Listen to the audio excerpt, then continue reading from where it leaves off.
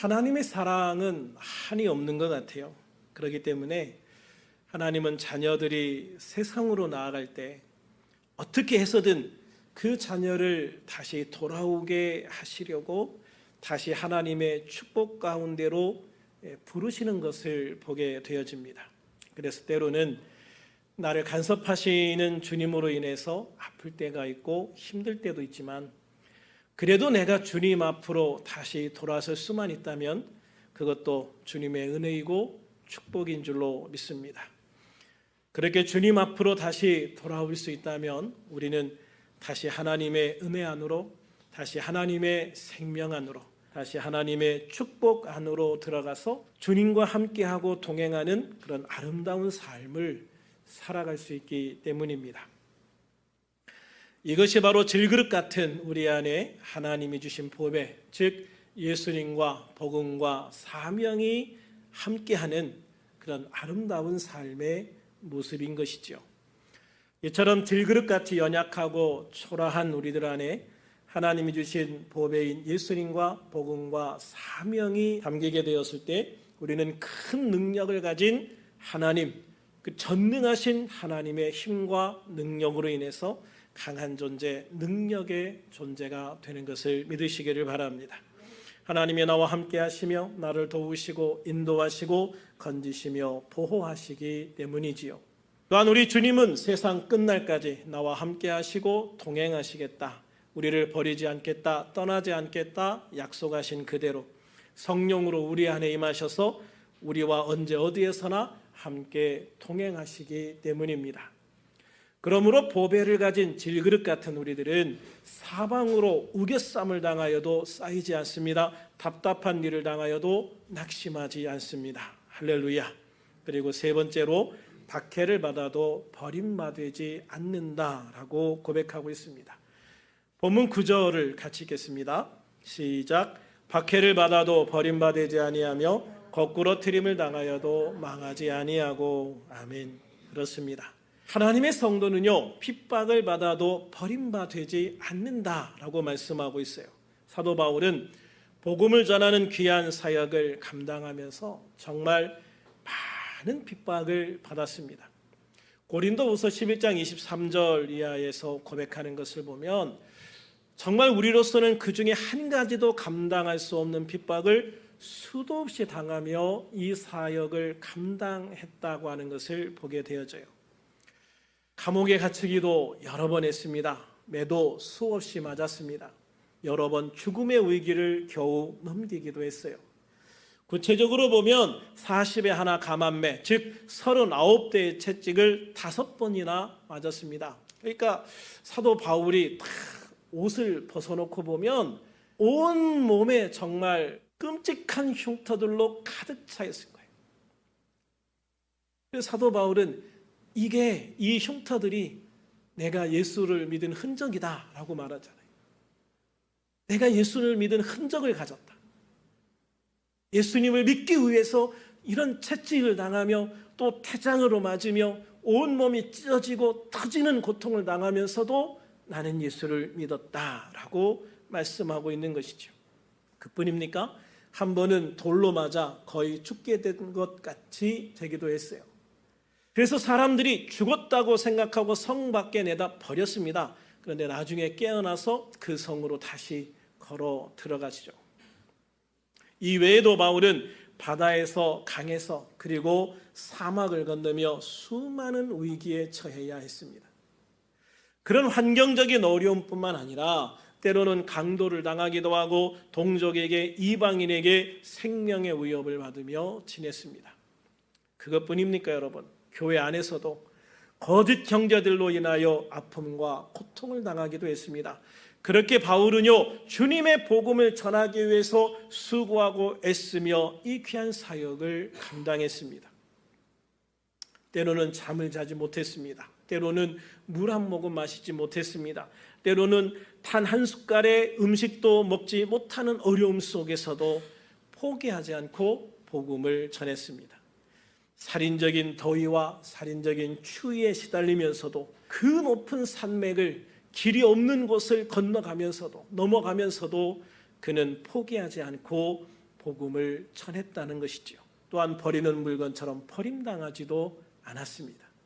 그런 박해를 당할수록 사도 바울은 오히려 더욱 새롭게 되고 새 힘을 받아서 더 힘있게 주님의 길을 걸어갔습니다. 이러한 모습은 비단 바울 사도만의 모습은 아니었습니다. 사도행전 8장 1절 이하에 보면 이 사울의 주도로 스데반 집사가 순교를 당한 이에 예루살렘의 본격적인 박해가 시작되었습니다. 그래서 사도 외에는 다 유대와 사마리아와 모든 땅으로 흩어지게 되었습니다. 3절에 보면 사울이 교회를 완전히 끝장내려고 각 집을 수색해서 남자와 여자 할 것 없이 성도들을 잡아 감옥에 넘기는 것을 보게 되어집니다.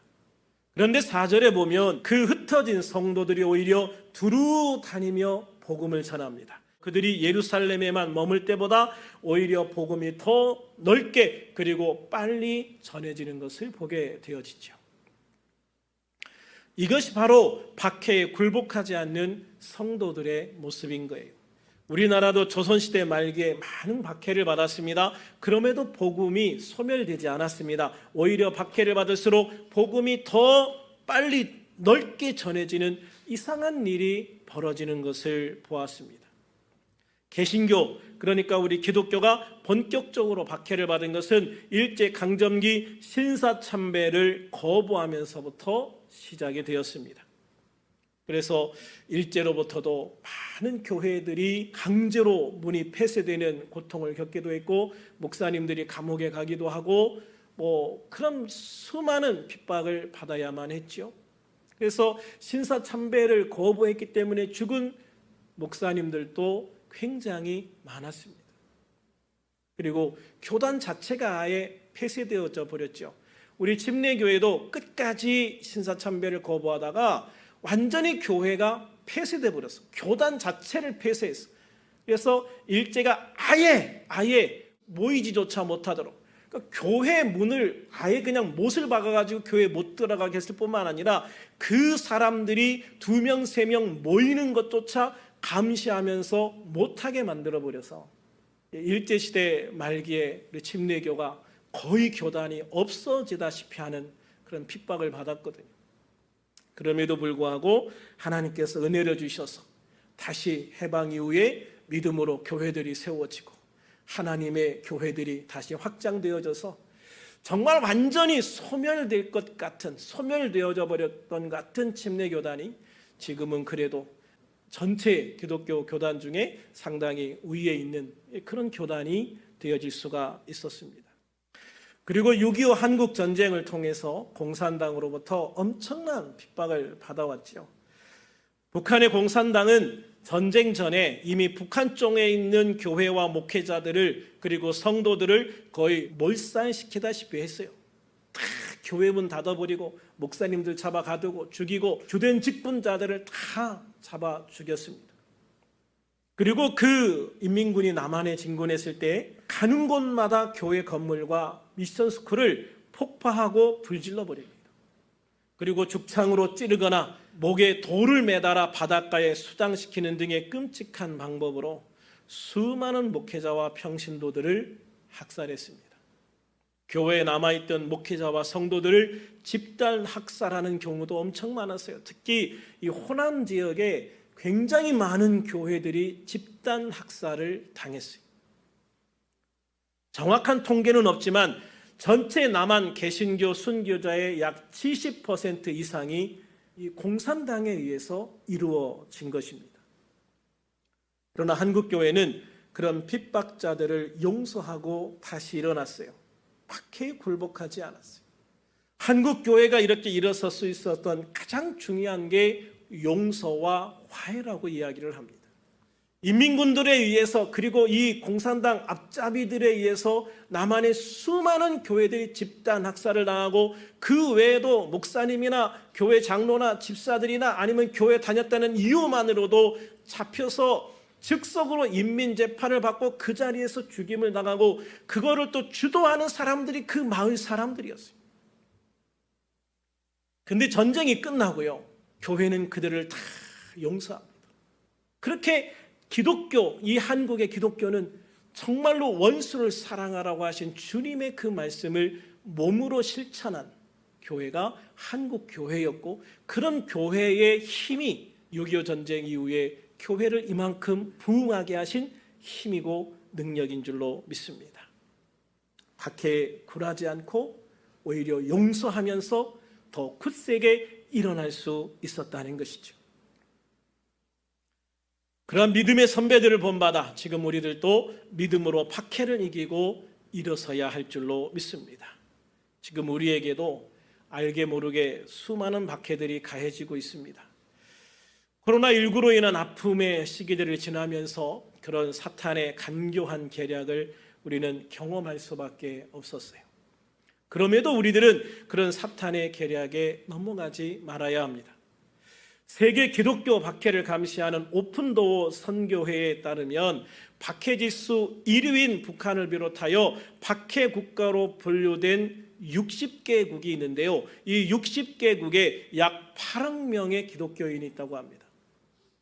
그중 2억 1,500만 명 이상은 극심한 박해를 받고 있다고 밝혀요. 극심한 박해라고 하는 것은 북한처럼 처형되거나 감옥에 가거나 수용소를 가거나 그런 거예요.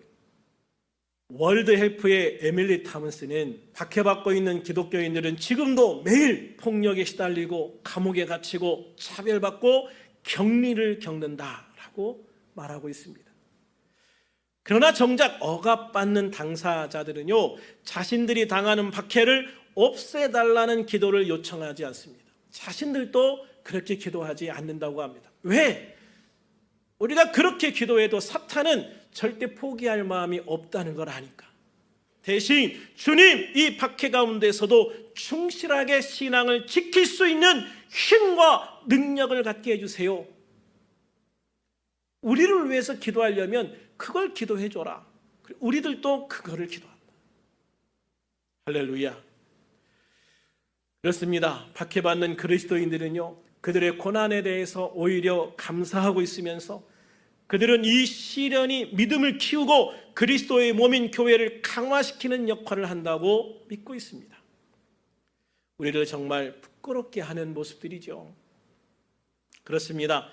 사실 지금 우리가 박해를 당한다고 해도 공산 치하에서 학살을 당하거나 고문당했던 것이나 현재에도 극심한 박해를 받고 있는 성도들에 비하면 우리가 당하는 어려움들은 애교 수준밖에 안 되는 거예요. 그런데 우리가 주의해야 될 것은 직접적인 박해보다 더 무서운 것이 있다. 그게 바로 있는 듯 없는 듯한 저강도 박해다라는 거예요. 그러니까 저강도 박해라고 해서 절대 위협이 되지 않는다 이렇게 오해하면, 그렇게 착각하면 안 된다라고 말하고 있는 거예요. 여러분, 직접적인 박해가 가해지면은요, 뭐 잡혀서 감옥에 가고 또는 막 사형을 당하고 공개 처형을 당하고 그러면은요, 더 기도하고 더 강해진다고 그래요. 지금 북한을 봐도요, 북한에서 성경책을 가지고 있거나 전도한 사람들, 설교한 사람들, 이 발각되고 잡히면 다 공개 처형되거든요. 그래서 지금도 계속적으로 이 기독교 지도자들이 공개 처형 당하고 있어요. 공개 처형을 시킬 때는요, 그 가족들을 맨 앞자리에 앉히더라고요. 얼마나 잔인한 거예요. 그 가족들이나 그 마을 사람들을 맨 앞자리에 앉아놓고, 그리고 그 지역의 수많은 사람들이 다 집합판 가운데 공개 재판을 하고 거기에서 처형을 시키는 거예요. 총살을 시키는 거예요. 그렇다고 여러분, 북한의 기독교가 사라졌다는 이야기를 들으신 적 있습니까? 아니에요. 그럼에도 불구하고 북한의 기독교는 사라지지 않아요. 오히려 지하에서 숨어서 예배하는 기독교인의 숫자는 훨씬 더 폭발적으로 증가하고 있어요. 그래서 교회는요, 이렇게 직접적으로 박해를 받을 때 오히려 이게 폭발적으로 성장하고 부흥하는 특성을 갖고 있어요.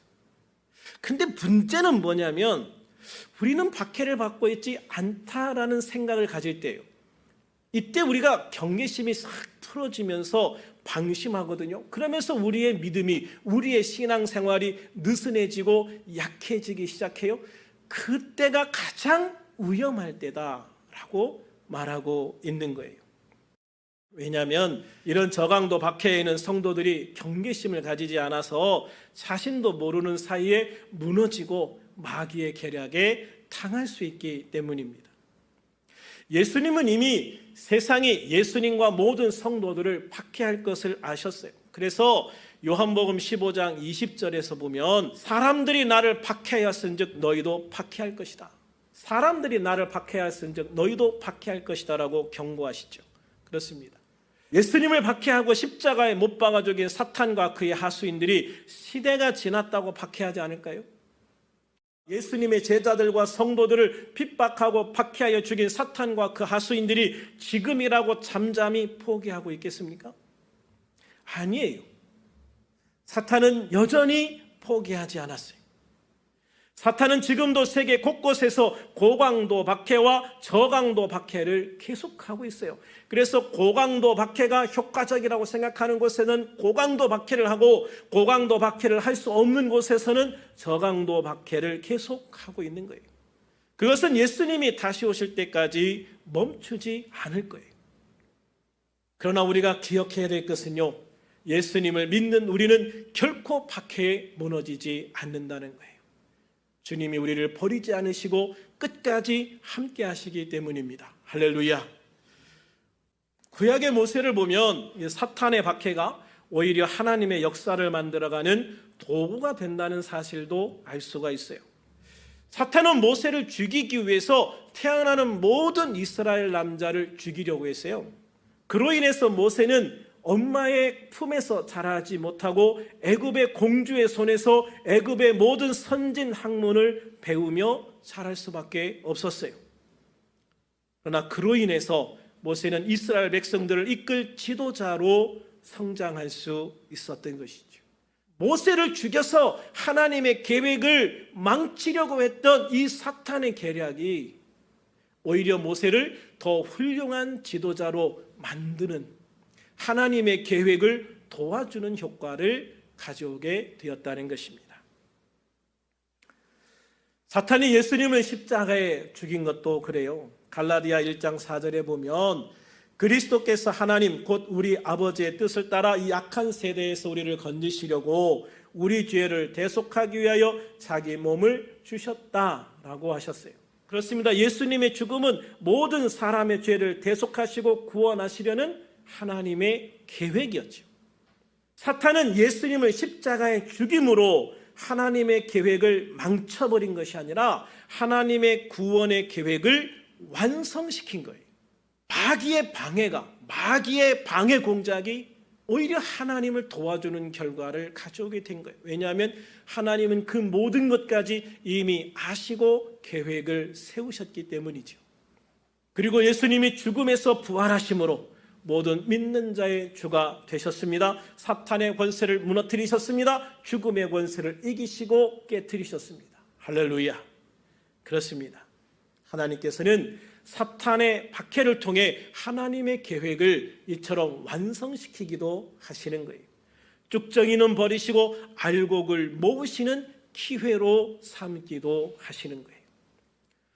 그러므로 예수님은 마태복음 5장 12절에서 기뻐하고 즐거워하라, 하늘에서 너희의 상이 큼이라, 너희 전에 있던 선지자들도 이같이 박해하였느니라 라고 말씀을 하시요. 박해를 받는다고 힘들어하지 마라, 절망하지 마라, 좌절하지 마라. 전에 있던 너희 선지자들도 이런 박해들을 다 받았다. 그러나 그 선지자들이 어떻게 되어졌느냐? 오히려 하나님의 상을 받지 않았느냐? 그러므로 박해가 올 때 기뻐하고 즐거워하라. 할렐루야. 박해도요, 아무나 박해를 받는 게 아니에요. 박해도 박해 받을 만한 사람이 받습니다. 사탄도요, 아무한테나 에너지를 쓰지 않아요. 박해를 할 만큼 믿음이 있는 사람을 박해하는 거예요. 그러니까 내가 예수 믿으면서 아무런 박해도 받지 않는다, 마귀의 아무런 방해도 받지 않는다. 그럼 두 가지 중에 하나요. 마귀가 박해하지 않아도 마귀에게 아무 해를 주지 않을 수 있을 정도로 내 신앙이 형편없거나, 아니면 마귀가 아무리 방해를 해도 오히려 마귀가 상처 입고 도망갈 수밖에 없을 정도로 내 믿음이 강하고 확실하거나, 둘 중에 하나예요. 그런데 마귀가 나를 건드릴 가치도 없다라고 생각한다면 여러분 그 얼마나 비참합니까? 박해를 받는 것보다 오히려 더 비참하지 않습니까? 마귀가 나를 그렇게 무시해버린다. 여러분 마귀에게요 무시를 받는 성도가 되면 안 돼요. 할렐루야.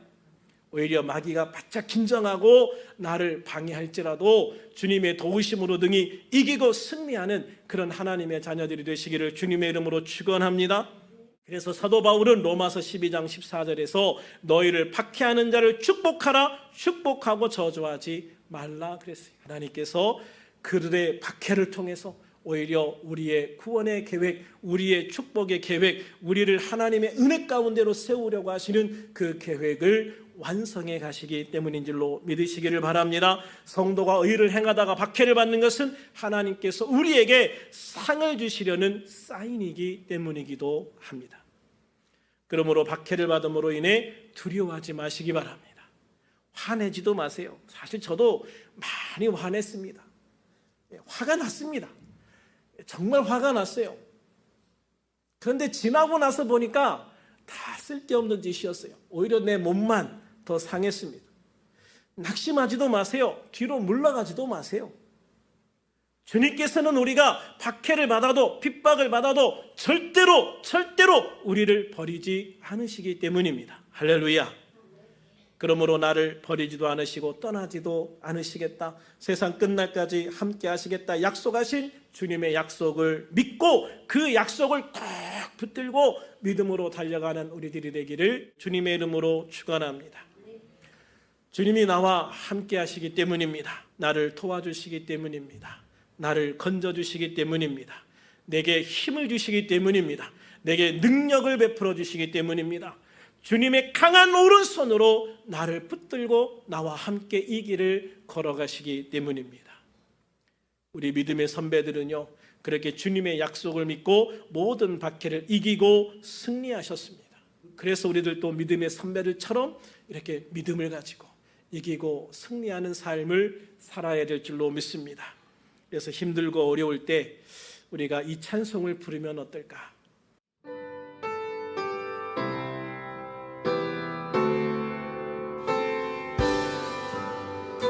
환난과 핍박 중에도 성공이 신앙 지켰네. 이 신앙 생각하며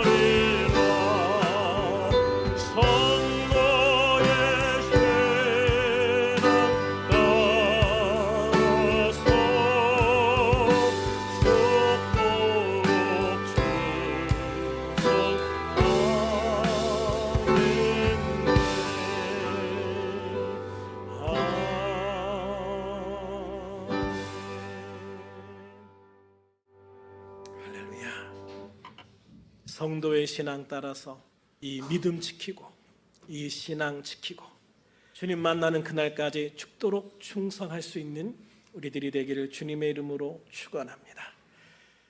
그래서 주님 만날 때까지 주님과 함께 이 길을 걸어가면서 주님이 베푸시는 그 귀한 축복과 은혜를 더 풍성하게 누리는 우리들이 되어지기를 주님의 이름으로 축원합니다.